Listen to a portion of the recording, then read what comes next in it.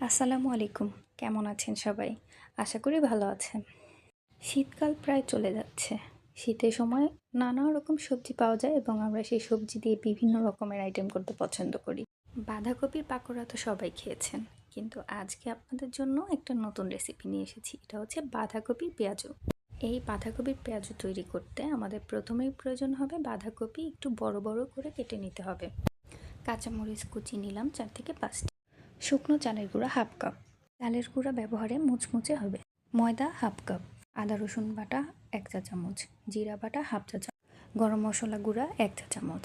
মাংসের মশলা 1 চা চামচ। আর লাল মরিচের গুঁড়া 1 বা 1.5 চা চামচ। স্বাদ মতো লবণ এবং হাফ চা চামচের মতো বিট লবণ দিয়ে মেখে নিতে হবে। আর একটি ডিম ফেটিয়ে ডিমের সাথে পুরো মিশ্রণটাকে ভালোভাবে মেখে নিতে হবে। কড়াইয়ে তেল গরম করে মিডিয়াম আঁচে পেঁয়াজুর মতো করে ভেজে নিব। তৈরি হয়ে গেল মচমচে এবং সুস্বাদু বাঁধাকপির পেঁয়াজু। ভিডিওটি ভালো লাগলে প্লিজ আমার চ্যানেলটিকে সাবস্ক্রাইব করবেন, লাইক এবং কমেন্ট করবেন। ধন্যবাদ।